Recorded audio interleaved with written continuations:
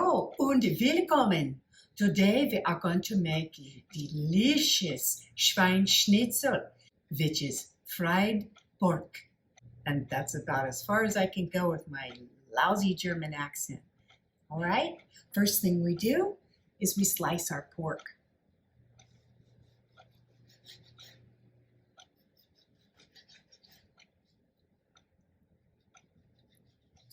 Now I'm going to take these, lay them out on my cutting board.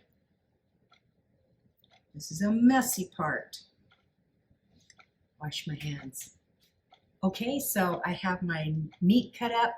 I'm going to season it. I say salt and pepper in the recipe, but I can also do garlic salt and pepper. This is a seasoning I found, along with onion powder. So this is what I'm going to season it with.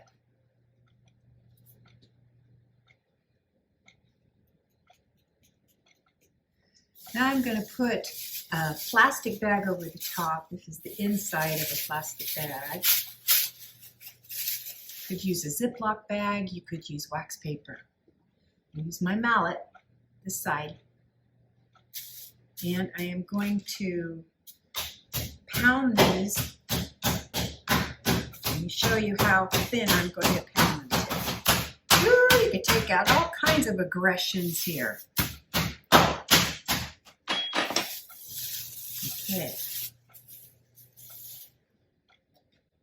Here's how thin they are. I'm going to go ahead and turn them over and season them again. So,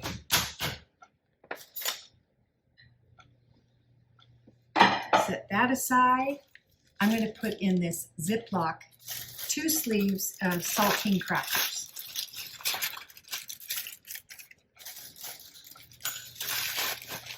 Close it, get all the air out.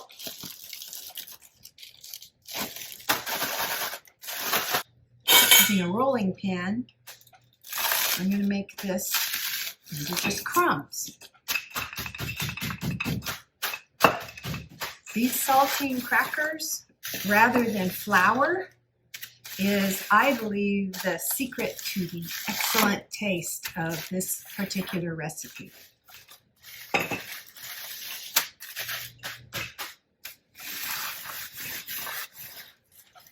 Okay, so nice and fine. That's ready to go. Now I'm going to add my eggs to a bowl, somewhat flat of a bowl. 3 eggs. All right, let's whip up the eggs. Whip them thoroughly. Get some oil going in my skillet, nice big skillet. This size pan, I'll have to do 2 batches. Okay, so I have started some Crisco solid oil in the pan. Could be salad oil, but I like Crisco solid oil for anything that I fry because I believe that it makes the meat crispier. Now, I've got kind of a progression line here. So we start with the pork. Take a piece of pork, put it in my egg mixture, coat it well, get the drippies off. I'm going to put a couple pieces of meat at a time into my saltine cracker mash. Feels like my oil is hot. So now I'm going to take this, 1 piece at a time, lay it into the hot oil.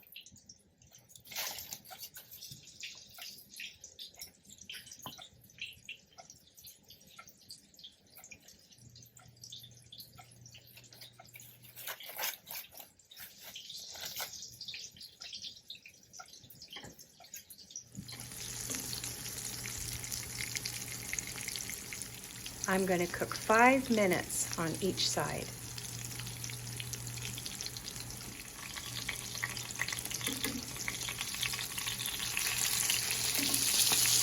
That's how I want it to look.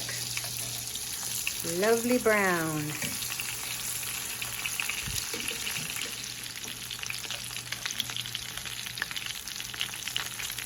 Okay. Ooh, doesn't that look pretty? And I'll drain these on a paper towel. By the time I'm finished, a lot of this oil will be gone and we'll just have all the drippings left in there. Don't get rid of them. You'll need them for the gravy. Transfer your meat on over to a nice serving plate. Put a piece of foil over the top and set it aside, or have it setting on top of a warm oven to keep it warm. Now we're going to work on our gravy. Still keeping your heat on medium. Let's add our butter.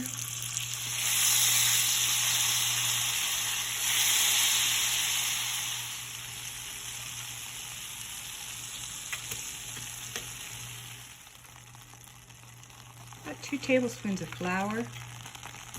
Going to mix this all together. Going to kind of work this into a runny paste. Get out all those lumps from the flour.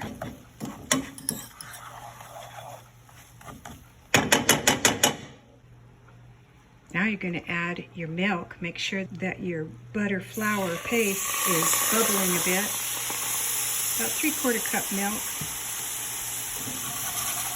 Mix it in really good. This is a good way to keep it from getting lumpy while it's cooking. Add a little more milk.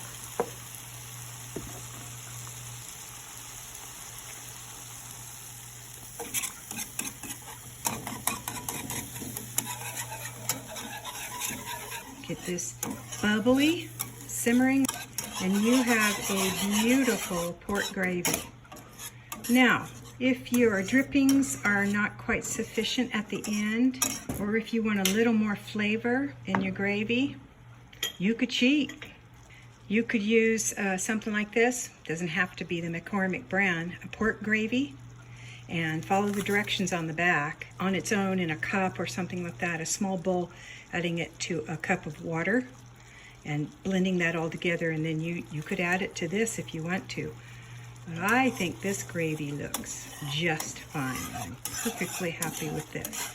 See how those drippings are in there? We are ready to go.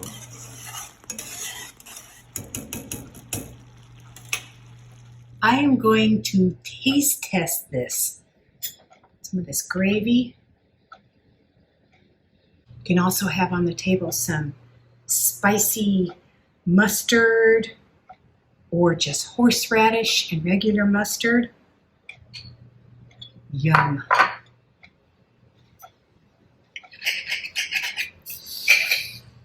Is that delicious or what?